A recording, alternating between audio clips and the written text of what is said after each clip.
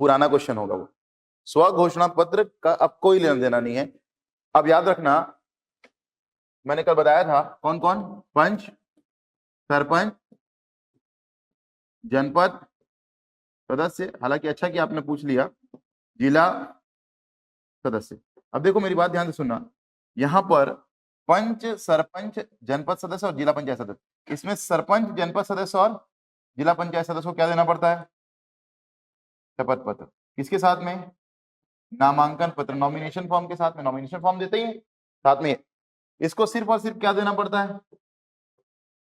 इसको सिर्फ नामांकन पत्र देना पड़ता है और शपथ पत्र नहीं देना पड़ता है। सरपंच और पंच जैसा कोई नहीं, समझ में आया? सरपंच जैसा कोई नहीं, क्यों? क्योंकि एक ही मात्र हेड है पूरे पंचायती राज नगरीय निकाय में जिसका डायरेक्ट इलेक्शन होता है, और ये इसके जैसा कोई नहीं, क्यों? क्योंकि यही है जो शपथ पत्र देता है। अब एक चीज आपको और याद रखना, पुराने क्वेश्चंस में आपको देखने को मिल सकता है, क्योंकि स्व घोषणा पत्र, तो याद रखना अमेंडमेंट हो गया है, 10 बार अमेंडमेंट हुआ छत्तीसगढ़ पंचायती राज अधिनियम का।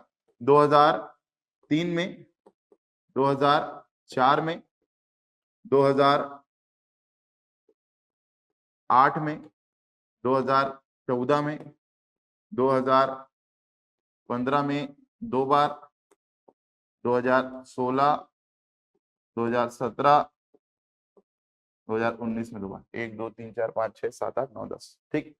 3 4 8 14 15 15 16 17 19 19, 2 बार है। कौन कौन सा?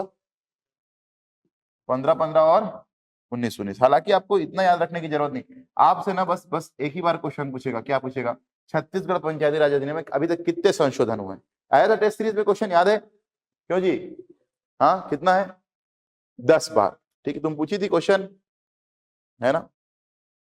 ठीक, 10 बार संशोधन हुआ है। तो 2019 वाला जो संशोधन हुआ कांग्रेस की सरकार में, भूपेश बघेल की सरकार में, उसमें स्व घोषणा पत्र वाला सिस्टम ही हटा दिया गया। ठीक है, तो स्व घोषणा पत्र का टेंशन ही नहीं है। तो यहां पर आप चाहो तो लिख सकते ताकि आपको कंफ्यूजन ना हो, स्व घोषणा पत्र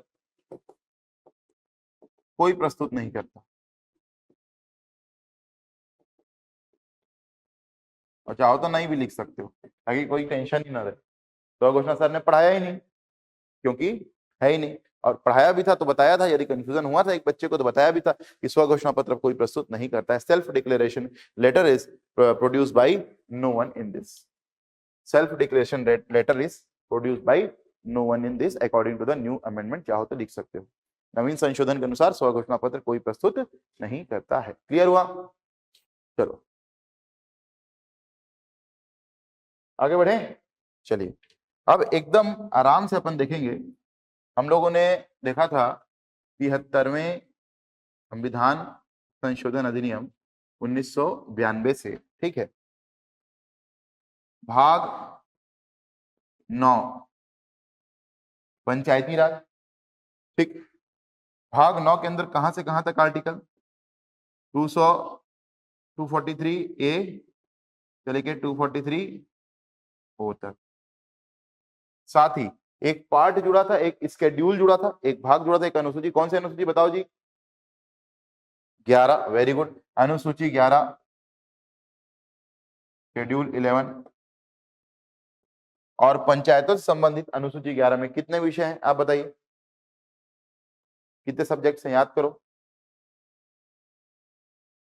कितने विषय हैं? वेरी गुड, 29 विषय। तो अनुसूची 11 में कितने विषय दिए गए हैं? 29 विषय। कितने विषय? 29 विषय, ठीक है। अब 74th कॉन्स्टिट्यूशनल अमेंडमेंट एक्ट जो आता है, कब आएगा? सन याद रखना बराबर ही है ना बेटा, 92 में ही आएगा, ठीक है। इसने संविधान में कौन सा भाग जोड़ा? भाग 9A, भाग 9A। भाग 9A में कहां से कहां तक हुआ? आर्टिकल 243Z तक। कौन सी अनुसूची जुड़ी? अनुसूची 12। अब क्वेश्चन पूछता है, अनुसूची 12 में नगरीय निकायों से संबंधित कितने विषय हैं?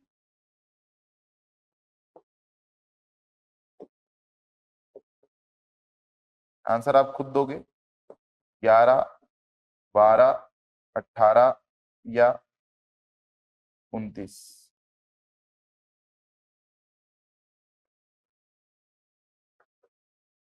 उनतीस तो हो नहीं सकता, क्यों? क्योंकि पंचायतों का है। मैं आपको यहाँ याद करवाना चाह रहा हूँ, कुल मिलाकर बात ये। अब 11 और 12 तो अनुसूचियां, ये तो होंगी नहीं, तो क्या होगा बेटा आंसर? 18। भूलोगे तो नहीं? 18, वेरी गुड।